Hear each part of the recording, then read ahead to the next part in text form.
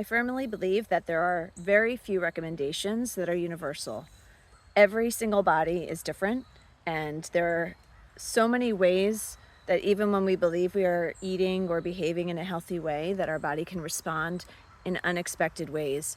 So I really believe in tailoring recommendations, lifestyle changes, diet, exercise, sleep, everything is individualized for each person based on what their symptoms are or what their body status is experiencing in any given moment.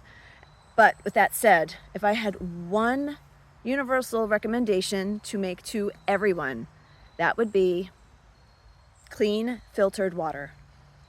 Our water supply is trash, guys. It's not good. And what's in there, depending on where you live and how bad it can get based on the environment and dumping and general pollution, population, all sorts of things, they just have a minimum requirement of how many heavy metals they're going to allow in your tap water. That never means that it's a safe level. And so if you are drinking, cooking, and bathing in plain tap water, then you are absolutely increasing the toxic burden on your body. Our bodies by nature are designed to filter some of these toxins. So yes, that part is true. However, in today's day and age, we are so bombarded from so many directions, from so many unnatural things, that most of our bodies, in addition to the stress we're trying to manage, are not well equipped to filter out those particular toxins, specifically heavy metals. And when you have heavy metals in your body, they're going to displace the minerals that have the same atomic weight. So calcium and cadmium, for instance, is a good example. If you are ingesting too much cadmium, you are displacing calcium, and the calcium is going to build up in your tissues and create another problem of not letting cellular material to pass through the cell membranes. So this is not a small deal.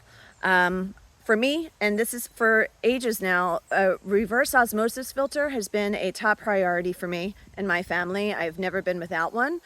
The thing with reverse osmosis is that it will remove everything. That means heavy metals and minerals. So in order to make that water hydrating and rich with their electrolytes, you have to add those trace minerals back in.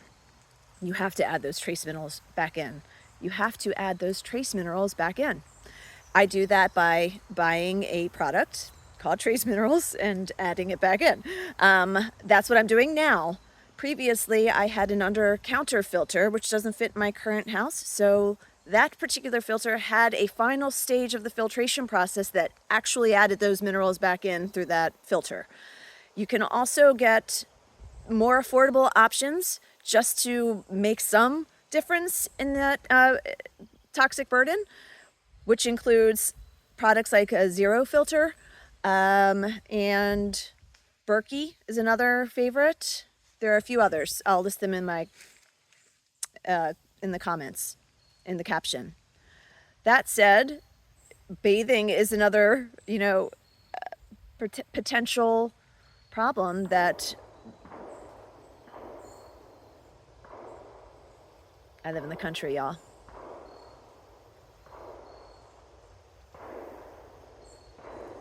Those are gunshots. Anyway, might not stop. Moving on.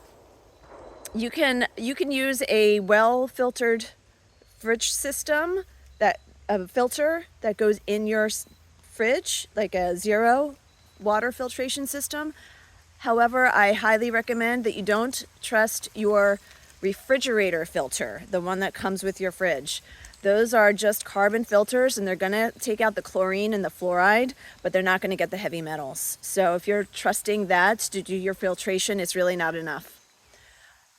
That said, some of these filtration options can certainly be expensive. Bottled water is not awesome because you've got microplastics to deal with now. So even if the bottle happens to be glass, apparently you can get the microplastics from the lids. So I highly recommend using a filtration system if possible, and making sure that you are remineralizing the water so that your body is actually absorbing those nutrients and making sure that your cells are hydrated.